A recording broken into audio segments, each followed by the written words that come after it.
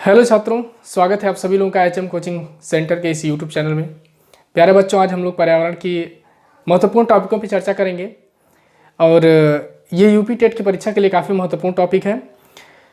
पर्यावरण को हम लोग शुरू से पढ़ेंगे, देखेंगे एक एक टॉपिक को, सबको सीरियल से जानेंगे कि आखिर पर्यावरण किसे कहते हैं, पर्यावरण में क्या है, पर्यावरण में किन चीज़ों का हम लोग अध्ययन करते हैं, पर्यावरण हमारे लिए किस प्रकार महत्वपूर्ण है।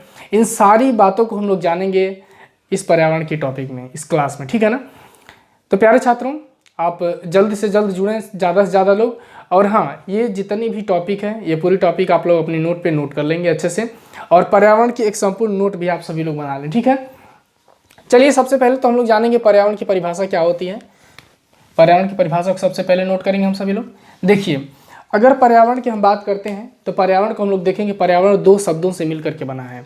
एक होता है परि और दूसरा होता है आवरण। परि का मतलब होता है कि एक घेरा, ठीक है ना, एक घेरा हमारी तरफ से, और आवरण का मतलब होता है कि चारों तरफ, प्राकृतिक एक घेरा हमारे चारों तरफ जो हमको घेर रखा है, उसे हम लोग क्या कहते हैं, पर्यावरण कहते हैं। यानी कि प्रकृति प्रदत्त वो सभी वस्तुएं जो किसी न किसी क्षेत्र से हमको क्या करती हैं, प्रभावित करती हैं, इस मानव जीवन को या सजीव वर्ग को वो प्रभावित करती हैं, उसे हम क्या कहते हैं, पर्यावरण कहते हैं। यानी कि प्रकृति प्रदत्त वे वस्तुएं जो किसी न किसी कारण से हमको प्रभावित करती हैं, हमारे चारों तरफ विद्यमान है, उसे हम क्या कहेंगे, पर्यावरण करेंगे। पर्यावरण में तमाम चीज़ें हैं, जैसे वायु है, प्रकाश है, पेड़ पौधे हैं, पहाड़ है, पानी है, जल है। ये सब क्या है, ये सब पर्यावरण के एक तत्व हैं जो हमको कहीं न कहीं से क्या करते हैं, प्रभावित करते हैं, ठीक है ना। आइए देखते हैं, सबसे पहले हम जानेंगे कि यह पर्यावरण जो है ये दो शब्दों से मिल करके बना है। एक होता है आपका परि और दूसरा क्या होता है, आवरण, जिसमें परि का अर्थ होता है चारों तरफ, चारों तरफ, और आवरण का अर्थ क्या होता है, घेरा, ठीक है ना। परि का अर्थ होता है चारों तरफ और आवरण का अर्थ होता है घेरा। यानी कि हमारी चारों तरफ यह जो एक घेरा है प्रकृति का, उसे हम लोग क्या कहते हैं, पर्यावरण कहते हैं। तो आप लोग परिभाषा लिख लेंगे, इसमें देखेंगे कि पर्यावरण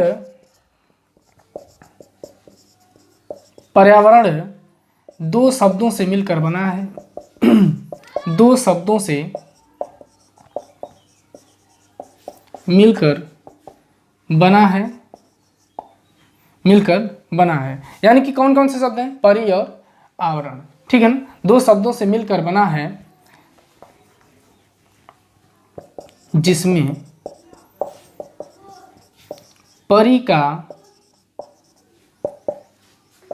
अर्थ है चारों तरफ तथा आवरण का अर्थ है घेरे हुए। यानी कि प्रकृति का वो सभी, ठीक है ना, प्रकृति प्रदत्त वो सभी वस्तुएं जो हमको चारों तरफ से घेर रखी हैं, उसे हम लोग क्या कहते हैं, पर्यावरण कहते हैं, ठीक है। इसे आप सभी लोग नोट करें। हाँ, ध्यान दें, मैं इसे मिटा रहा हूं।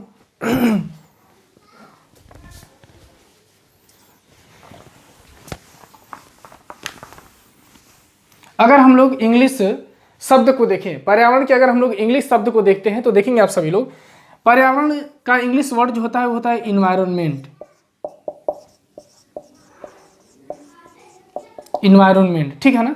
पर्यावरण का जो ये इंग्लिश शब्द है इन्वायरमेंट, इसको देखेंगे आप सभी लोग, इन्वायरमेंट को, तो यह इन्वायरोनियर शब्द से मिलकर बना है। किससे मिलकर बना है, इन्वायरोनियर शब्द से मिलकर बना है। और इस इन्वायरोनियर शब्द का अर्थ क्या होता है, देखेंगे तो इसका अर्थ होता है पास पड़ोस। क्या होता है, पास पड़ोस। अर्थात हमारे पास पड़ोस की जो भी वस्तुएं हैं जो हमको किसी न किसी कारणवश प्रभावित करती हैं, उसे हम क्या कहते हैं, पर्यावरण कहते हैं। यानी कि हमारे चारों तरफ जो कुछ भी विद्यमान है वो हमको किसी न किसी फॉर्म से हमको प्रभावित करता है, उसे हम लोग क्या कहेंगे, पर्यावरण कहेंगे, ठीक है ना। अब हम लोग देखेंगे, इसे नोट करें आप सभी लोग, ठीक है। पर्यावरण में देखेंगे तो तमाम वस्तुएं हैं, सभी चीजें हैं, प्रकाश है, वायु है, पेड़ पौधे, पहाड़, ये सभी क्या हैं, ये सब पर्यावरण ही है, ठीक है ना। चलिए इसे नोट कर लेंगे।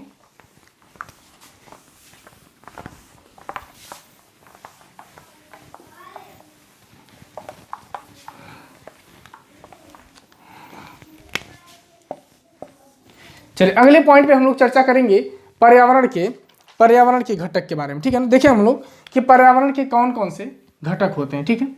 तो यहाँ पे आप हेडिंग बनाएंगे पर्यावरण के घटक। हाँ, पर्यावरण के घटक को देखेंगे आप सभी लोग। हाँ, ध्यान दीजिए आप सभी लोग कि पर्यावरण के घटक कौन कौन से होते हैं। तो पर्यावरण के दो घटक होते हैं, ध्यान दें। एक होता है प्राकृतिक घटक, नोट करते रहे आप सभी लोग, प्राकृतिक घटक। और दूसरा होता है आपका मानव निर्मित घटक। मानव निर्मित घटक, पर्यावरण के दो मुख्य घटक होते हैं। प्रश्न आपसे करता है, परीक्षा पूछता है कि पर्यावरण के कितने घटक हैं, तो पर्यावरण के दो घटक होते हैं। एक कौन सा होता है, प्राकृतिक होता है, प्राकृतिक घटक, और दूसरा कौन सा होता है, मानव निर्मित घटक। ध्यान दें आप सभी लोग, प्राकृतिक घटक हम किसे कहते हैं, इसके देखिए दो रूप होते हैं प्राकृतिक घटक के। एक होता है जैविक और दूसरा होता है अजैविक। यानी कि प्राकृतिक घटक के भी दो रूप हुए, एक जैविक और दूसरा क्या होगा, अजैविक। अब इसमें हम लोग जानेंगे कि जैविक किसे कहते हैं, अजैविक किसे कहते हैं, प्राकृतिक किसे कहते हैं, मानव निर्मित किसे कहते हैं। छात्रों हम देखेंगे इसमें, देखिए सबसे पहली बात कि पर्यावरण का वह घटक जिसको प्रकृति ने बनाया है वो क्या कहलाएगा, प्राकृतिक घटक कहलाएगा। जैसे पेड़ पौधे हो गए, किसने बनाया, प्रकृति ने बनाया है। मानव को किसने बनाया है, प्रकृति ने बनाया है। जीव जंतुओं को किसने बनाया है, प्रकृति ने बनाया है। इन नदियों को किसने बनाया, ये भी प्रकृति ने बनाया है। चांद तारों को बात करें तो खैर उनकी बात छोड़ेंगे हम लोग, लेकिन उनको भी तो प्रकृति ने ही बनाया है, ठीक है ना। वायु प्रकृति में ही है आपका, ठीक है। ये पहाड़ हैं, पेड़ पौधे हैं, ये सभी क्या है, इन सब का निर्माण प्रकृति ने किया है। यानी कि जो कुछ भी, जो वस्तुएं प्रकृति प्रदत्त हैं उसे हम लोग क्या कहेंगे, तो उसे हम लोग कहते हैं प्राकृतिक घटक। और जितनी भी चीज़ों को मानव ने बनाया उसे हम लोग क्या कहेंगे, मानवीय घटक कहते हैं। मानवीय घटक में क्या आ जाएगा आपका, मानवीय घटक में तमाम चीज़ें, जैसे मकान हो गया, ये मार्कर हो गया, बोर्ड हो गया, ये सब क्या है, ये सब प्राकृतिक घटक, अरे सॉरी मानव निर्मित घटक है। रेलगाड़ी हो गई, कार हो गया, मोटरसाइकिल हो गई, ये सब क्या है, ये सब मानव निर्मित घटक है। आइए हम लोग जैविक घटक में सबसे पहले देखेंगे। अगर हम जैविक घटक की बात करते हैं तो जैविक घटक में क्या होगा आपका, सजीव जितने भी हैं, यानी कि सजीव फॉर्म क्या हो जाएगा, ये जैविक घटक में आएगा, ठीक है ना। या आप सीधे इसको कहते हैं, सजीव हो गया वनस्पति जगत, सजीव वर्ग और वनस्पति जगत, जीव जंतुएं, ये सब क्या हो गए, ये सब जैविक घटक होंगे। अर्थात इसकी एक परिभाषा बनेगी, आप इसे लिख लेंगे कि जिसमें जीवन पाया जाता है, उसे हम लोग क्या कहेंगे, जैविक घटक कहेंगे। क्या कहेंगे, जैविक घटक कहेंगे, जैविक घटक कहते हैं। अर्थात जिसमें जीवन पाया जाएगा उसे हम लोग क्या कहेंगे, उसे हम लोग जैविक घटक कहेंगे। इसे आप नोट कर लेंगे कि जिसमें जीवन पाया जाता है उसे क्या कहते हैं, जैविक घटक कहते हैं। आइए अजैविक घटक की हम लोग बात कर लेते हैं थोड़ी सी।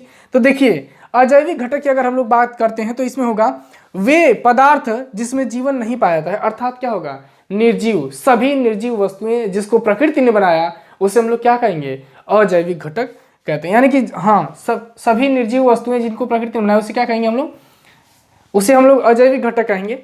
चलिए देखते हैं निर्जीव वस्तुएं, यहां लिख लेंगे प्रकृति प्रदत्त निर्जीव वस्तुएं, ठीक है ना। प्रकृति प्रदत्त निर्जीव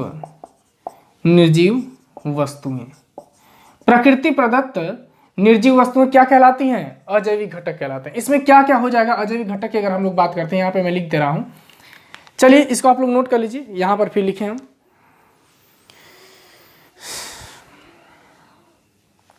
चलिए अजैविक घटक की हम लोग चर्चा करेंगे, इसे हम मिटा दे रहे हैं।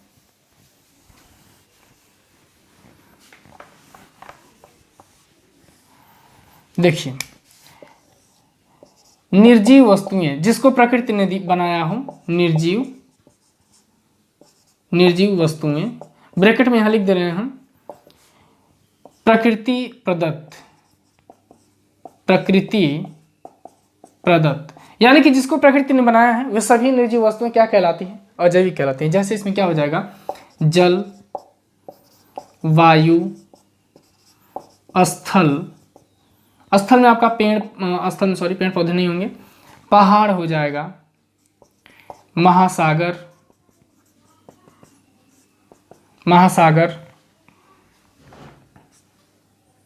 ये सब क्या हो जाएंगे, ये सब अजैविक घटक हो जाएंगे। आपसे प्रश्न पूछेगा कि निम्नलिखित में से कौन सा अजैविक घटक है, तो क्या बताएंगे आप सभी लोग? इसमें से जैसे जल हो गया, स्थल हो गया, पेड़ पौधे नहीं होंगे, पहाड़ हो जाएगा, नदियां हो जाएंगी, तालाब हो जाएगा, ये सभी क्या हैं? ये सभी अजैविक घटक है। यानी जिसमें जीवन नहीं है वो क्या है, वो अजैविक घटक कहलाएगा, और जिसमें जीवन है वो क्या कहलाएगा, जैविक घटक कहलाएगा। ठीक है ना। आप यहाँ से भी आपसे प्रश्न कर सकते हैं कि प्राकृतिक घटक कितने प्रकार के होते हैं? तो प्राकृतिक घटक कितने प्रकार के होते हैं? ये 2 प्रकार के होते हैं, जैविक घटक और अजैविक घटक होते हैं। आपसे पूछेगा कि पर्यावरण के घटक कितने होते हैं? तो पर्यावरण के घटक भी 2 होते हैं। कौन कौन से होते हैं? एक प्राकृतिक घटक होता है, दूसरा कौन सा होता है, मानव निर्मित घटक। आइए इसको देख लेते हैं हम सभी लोग। मानव निर्मित घटक कौन कौन से होते हैं तो देखेंगे आप सभी लोग। इसमें उदाहरण दे देता हूं मैं। इमारतें, कलम हो जाएगा, इसके बाद उद्योग हो जाएगा, सड़क हो जाएगी, ठीक है ना। इसके बाद क्या हो जाएगा, सड़क के बाद यहां लिख दे रहे हैं हम पुल हो जाएगा, इधर भी कुछ है, सड़क हो जाएगा, पुल हो जाएगा, पार्क हो जाएगा, फिर यहां लिख लेंगे आप सभी लोग संस्कृति भी क्या है, संस्कृति भी आपका मानव निर्मित घटक है, क्योंकि संस्कृति किसने बनाया, मानव ने। ठीक है ना। तो संस्कृति भी मानव निर्मित घटक कहलाएगी। यहाँ देखेंगे आप सभी लोग एक बार कि मानव निर्मित घटक कौन कौन से होते हैं। तो इमारतें मानव निर्मित घटक हैं, कलम मानव निर्मित घटक है, उद्योग मानव निर्मित है, सड़क भी मानव निर्मित है, पुल भी किसने बनाया, मानव ने बनाया, पार्क किसने बनाया, मानव ने। ठीक है ना। तो ये सभी जो हैं ये मानव निर्मित घटक कहलाएंगे। और प्राकृतिक घटक की बात करेंगे तो जैविक और अजैविक 2 फॉर्म में होते हैं। जैविक घटक में सभी सजीव वर्ग आते हैं, अर्थात जिसमें जीवन पाया जाता है उसे हम लोग जैविक घटक कहते हैं, और जिसमें जीवन नहीं पाया जाता है, जिसको प्रकृति ने ही बनाया है, उसे हम लोग क्या कहेंगे, अजैविक घटक कहेंगे। ठीक है, इसे नोट करें आप सभी लोग।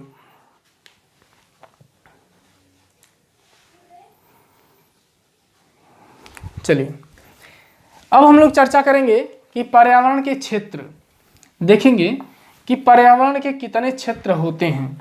यह प्रश्न पूछता है कि पर्यावरण के क्षेत्र कौन कौन से हैं, उसकी हम लोग चर्चा कर लेते हैं। ध्यान दें आप सभी लोग।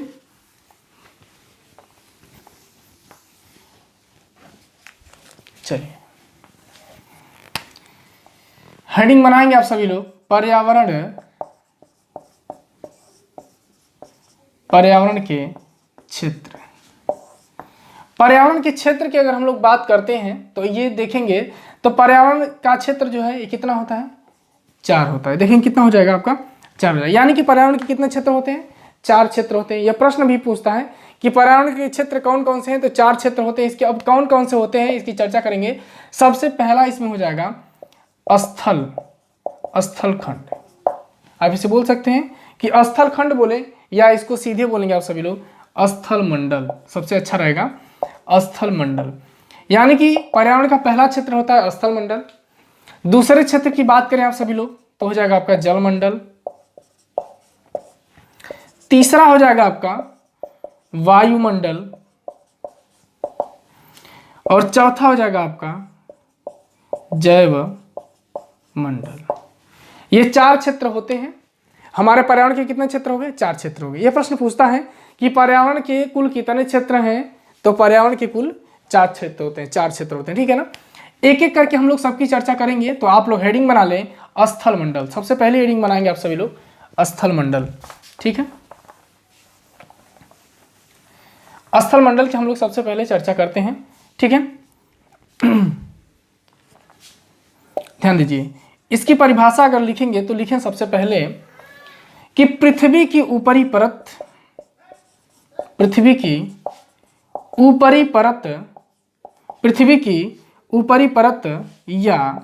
या परपटी, पृथ्वी की ऊपरी परत या परपटी को स्थल मंडल कहते हैं, स्थल मंडल कहते हैं। पृथ्वी की ऊपरी परत को क्या कहते हैं हम लोग? स्थल मंडल कहते हैं। अब लिखेंगे दूसरा बात कि पृथ्वी का लगभग एक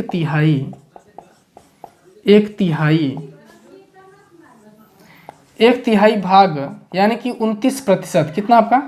29%, एक तिहाई भाग स्थल मंडल का है, स्थल मंडल है। यानी कि पृथ्वी का लगभग एक तिहाई भाग क्या है? स्थल मंडल है। ठीक है ना। नेक्स्ट अगला पॉइंट इसमें आप नोट करेंगे, यह मंडल शैलों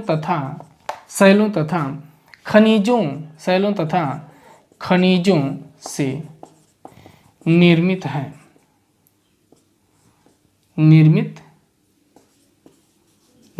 ठीक है ना। ध्यान दीजिए, स्थल मंडल की अगर हम लोग बात करें तो पृथ्वी की ऊपरी परत या परपटी को हम लोग स्थल मंडल कहते हैं। पृथ्वी का लगभग एक तिहाई भाग कितना है? स्थल मंडल का है। प्रश्न पूछता है कि पृथ्वी का स्थल मंडल कितना प्रतिशत है आपका? 29% है। और यह मंडल किसका निर्मित है? स्थल मंडल किसका बना हुआ है? तो शैलों एवं खनिजों को बना हुआ है। ठीक है। इतने पॉइंट आप नोट करें स्थल मंडल का, फिर आगे चलते हैं हम लोग। चलिए अगला पॉइंट हम लोग देखते हैं इसमें।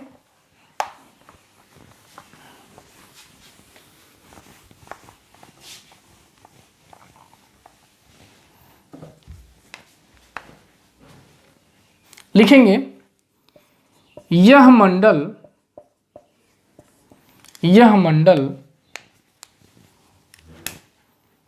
मृदा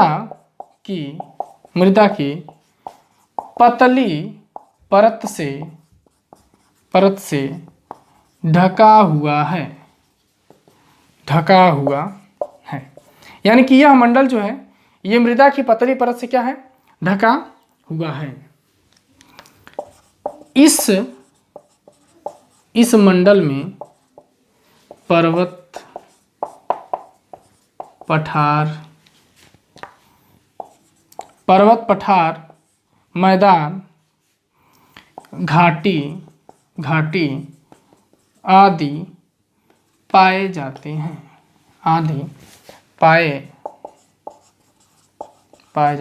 हैं।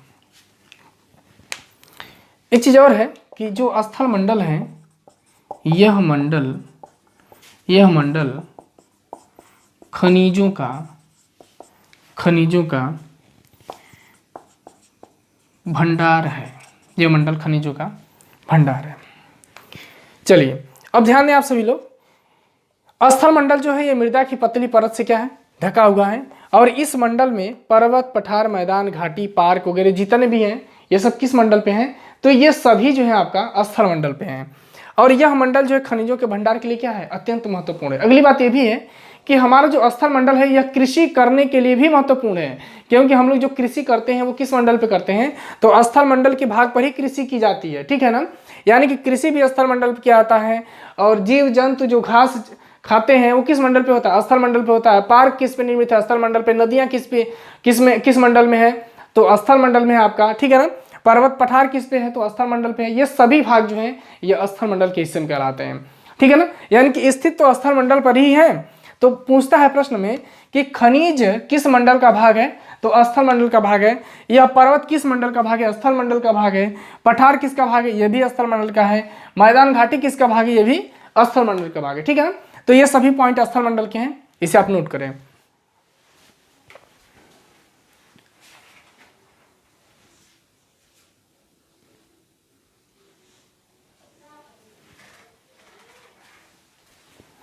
चलिए नेक्स्ट अगला मंडल है आपका, हम चर्चा करेंगे उसकी। देख सकते हैं अगला मंडल कौन सा है? तो अगला मंडल है आपका जल मंडल। हेडिंग बनाया आप सभी लोग, दूसरा जल मंडल।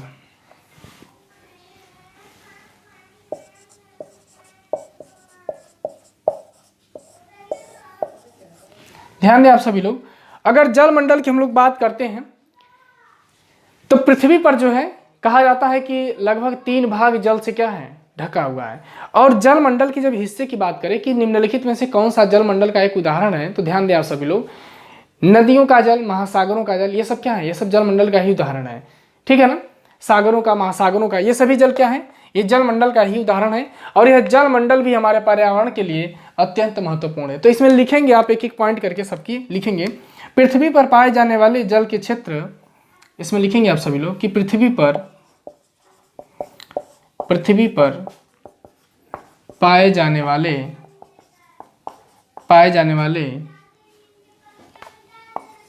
जल के क्षेत्र को जलमंडल कहते हैं।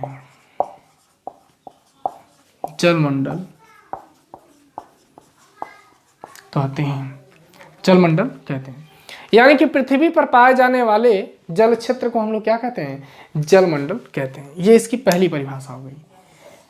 अगला पॉइंट हम जल क्षेत्र से लिखेंगे आपका कि पृथ्वी का लगभग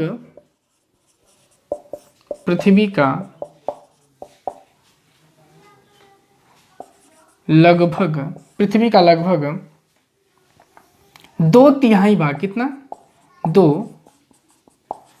2/3 भाग, या इसको बोले आप 71%, पृथ्वी का लगभग 2/3 भाग क्या है,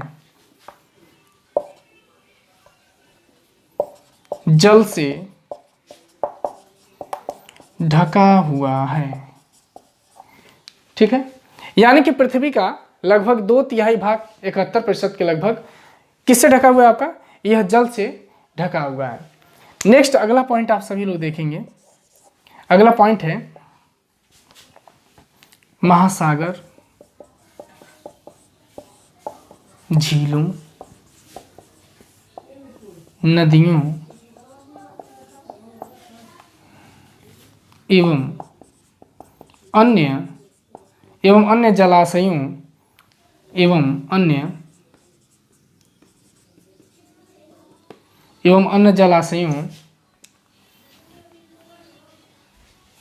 महासागर, झीलों, नदियों एवं अन्य जलाशयों के जल को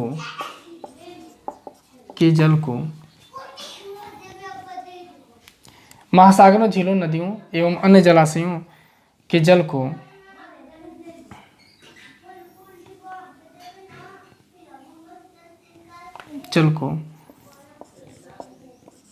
जलमंडल में, जलाशयों का जल लिखेंगे आप सभी लोग, सॉरी, जलाशयों का जल सम्मिलित रूप से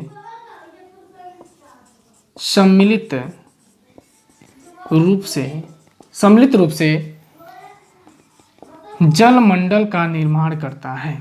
जलमंडल का निर्माण करता है। ध्यान दें कि महासागर, झीलों, नदियों एवं अन्य जलाशयों का जल सम्मिलित रूप से मिलकर क्या करता है, जलमंडल का निर्माण करता है। तो ये जलमंडल की कुछ इंपॉर्टेंट पॉइंट हैं जिसे आप सभी लोग नोट करें। पहला पॉइंट एक बार फिर से समझें कि पृथ्वी पर पाए जाने वाले जल के क्षेत्र को क्या कहते हैं, जलमंडल कहते हैं। पृथ्वी का जल लगभग 2/3 भाग यानी कि 71% भाग जल से क्या है, ढका हुआ है।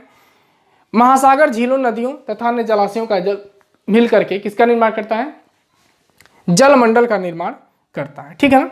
तो ये सब महत्वपूर्ण पॉइंट हैं जिसे आप सभी लोग नोट करें, फिर आगे की हम लोग चर्चा करते हैं।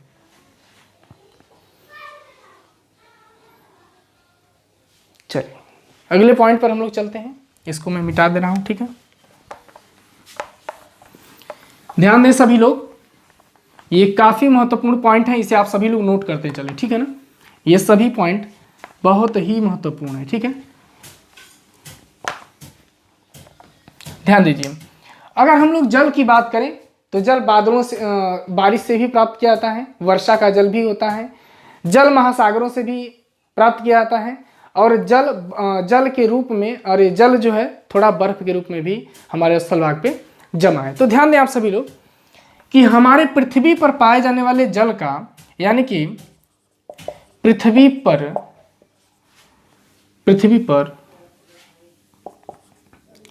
पाए जाने वाले जल के भाग में, पृथ्वी पर पाए जाने वाले जल के भाग में 97% जल महासागरों का है, महासागरों का है। यानी कि जो 97% जल पाया जाता है हमारे पृथ्वी पे वो किसका जल है, तो वो महासागरों का जल है, ठीक है ना। वो जल कहाँ का है, महासागरों का है। और 2% जल जो है, 2% जल बर्फ के रूप में, बर्फ के रूप में, बर्फ के रूप में जमा है, बर्फ के रूप में जमा है। यानी कि 2% जल क्या है, वो बर्फ के रूप में जमा है। ध्यान दें आप सभी लोग कि पृथ्वी पर पाए जाने वाला जो समस्त जल है उसका 97% भाग को देखेंगे अगर, तो महासागरों का जल उसमें शामिल है। और 2% जल क्या है, बर्फ के रूप में जमा है। मात्र 1% जल, 1% जल भूमिगत जल है। क्या है, भूमिगत जल है, जिसे जिसे पीने के लिए प्रयोग किया जाता है, जिसे पीने के लिए प्रयोग किया जाता है। अब ध्यान दीजिए आप सभी लोग कि प्रश्न आपसे करेगा कि भूमिगत जल कितना प्रतिशत पाया जाता है, तो क्या बताएंगे आप सभी लोग कि 1% जल जो है ये भूमिगत जल है, 2% जल क्या है, बर्फ के रूप में जमा है। ध्यान दीजिए एक चीज और कि पृथ्वी का जो ये 97% भाग ये जल है महासागर का, क्या आप इसको पिएंगे, तो नहीं। ये कैसा है, यह जो जल है महासागरों का, यह जल कैसा है, यह खारा जल है। कैसा है, खारा है, अतः इसको हम लोग नहीं पिएंगे। तो प्रश्न आपसे कभी भी पूछे कि पृथ्वी पर पाए जाने वाले जल के खारे जल की मात्रा कितनी है, तो क्या बताएंगे 97%। यानी कि सागरों महासागरों का जो जल है वो कैसा है, खारा है। और शुद्ध जल या मीठे जल की बात करें कि कितना प्रतिशत भाग मीठे जल का है, तो 2 ये और 1 ये, यानी कि कितना प्रतिशत भाग हो जाएगा मीठे जल का, तो 3%। कितना क्या पाया जाता है, मीठा जल, मीठा जल।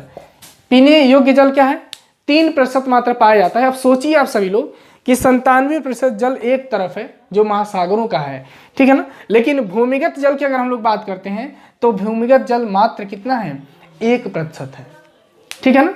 1% भूमिगत जल है आपका, ठीक है।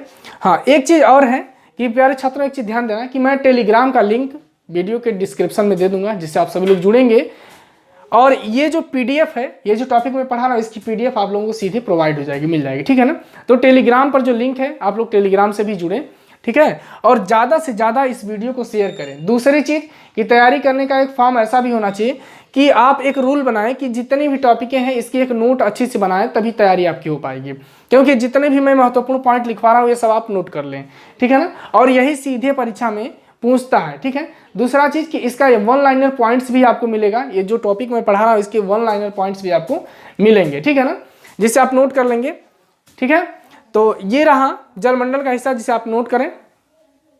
मीठे जल का प्रतिशत आप लोग लिख लेंगे कि 3% भाग मीठे जल का है। मीठा जल पृथ्वी पर कितना प्रतिशत है, 3% है।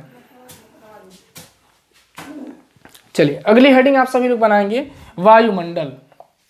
अगली हेडिंग बनाइए वायुमंडल।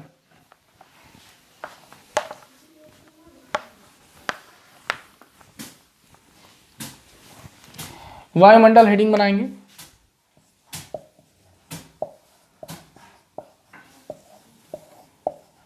चलिए आज वायुमंडल की इस थोड़ी सी परिभाषा को हम लोग समझ लेते हैं कि वायुमंडल का महत्व क्या है। सभी लोग जानते हैं वायुमंडल के बारे में, तो हर कोई जानता है, लेकिन एक सटीक रूप में समझा दे रहा हूं। देखिए हमारे चारों तरफ जो एक वायु का आवरण पाया जाता है उसे हम लोग क्या कहते हैं, वायुमंडल कहते हैं। अगर देखेंगे तो वायुमंडल का निर्माण जो है समस्त गैसों से मिलकर के हुआ है, जिसमें ऑक्सीजन है, नाइट्रोजन है, आर्गन है, बहुत सारी गैसें हैं। लेकिन रेडान गैस हमारे वायुमंडल में नहीं पाई जाती है। ये भूकंप आने से थोड़ी देर पहले इसकी मात्रा बढ़ जाती है, ठीक है ना। चलिए तो देखेंगे कि वायुमंडल की अगर परिभाषा को देखेंगे तो हमारे चारों तरफ जो वायु का आवरण पाया था उसे हम लोग क्या कहते हैं, वायुमंडल कहते हैं। और हमारी पृथ्वी का जो वायुमंडल है उसमें सबसे अधिक मात्रा में कौन सी गैस है, तो इसमें आपका देखेंगे सबसे अधिक मात्रा में जो गैस है वो कौन सी है, तो 78% है आपका क्या, नाइट्रोजन है। क्या है, नाइट्रोजन। 78% क्या है, नाइट्रोजन है।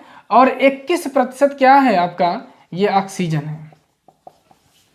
या इस ऑक्सीजन की जो एक और होती है पॉइंट्स इसका होता है कि 20.95, यानी कि 20.95% ये ऑक्सीजन की मात्रा होती है हमारे वायुमंडल में। इसके बाद कुछ अन्य गैसें भी होती हैं। तो प्रश्न आपसे पूछता है कि हमारे वायुमंडल में सबसे अधिक मात्रा में, अर्थात पृथ्वी के वायुमंडल में सबसे अधिक मात्रा में कौन सी गैस विद्यमान है? तो क्या कहेंगे आप? नाइट्रोजन। उसके बाद ऑक्सीजन। इसमें ऑक्सीजन को हम लोग क्या कहते हैं? इसे हम लोग प्राणवायु कहते हैं। क्या कहते हैं? प्राणवायु कहते हैं इसको, ठीक है ना। और ध्यान दें एक चीज और, कि जब ऑक्सीजन को हम लोग प्राणवायु कहते हैं तो ऑक्सीजन की मात्रा अधिक होनी चाहिए, ये तो कम है, नाइट्रोजन की जगह होनी चाहिए। क्यों? इसकी मात्रा जो है किस % केवल होती है? तो ध्यान दीजिए, प्रकृति ने जो कुछ भी आपको दिया है ना, वो बहुत सोच समझ करके दिया होगा, ऐसे नहीं दे दिया उसने, नहीं। ध्यान देना आप सभी लोग, इस ऑक्सीजन की मात्रा अगर 78% कर दी जाएगी ना, तो ध्यान दो, यह ऑक्सीजन जो है ये ज्वलनशील गैस भी है। कैसी है? ये ज्वलनशील गैस भी कहलाती है, और सभी वस्तुएं प्रकृति की आसानी से जलना शुरू कर देंगी। इसी कारण जो है ऑक्सीजन की मात्रा कम है और नाइट्रोजन की मात्रा अधिक है। और यह नाइट्रोजन जो है ये किसी भी वस्तु को आसानी से जलने नहीं देती है, ठीक है ना। तो ध्यान देना आप सभी लोग, यह ऑक्सीजन ज्वलनशील गैस भी होती है। इसी कारण जो है ऑक्सीजन की मात्रा हमारे वायुमंडल में अधिक नहीं है। अगर ऑक्सीजन नहीं होती तो हर वस्तु आसानी से नहीं जलती, ठीक है ना। तो जलने के लिए, किसी कोई चीज़ जलाने के लिए ऑक्सीजन की बहुत बड़ी जरूरत होती है, ठीक है। तो प्यारे छात्रों, ध्यान दें आप सभी लोग, इस वायुमंडल की परिभाषा को हम लोग नेक्स्ट वीडियो में जानेंगे और सारे पॉइंट्स को मैं एक एक करके लिखवाऊंगा, ठीक है ना। और अगली टॉपिक हम लोग चर्चा करेंगे, यही वायुमंडल से हम लोग पढ़ना शुरू करेंगे, ठीक है ना। तो आज के लिए बस इतना ही, फिर मिलते हैं अगली वीडियो में इस पर्यावरण की अगली टॉपिक के साथ। तब तक के लिए धन्यवाद।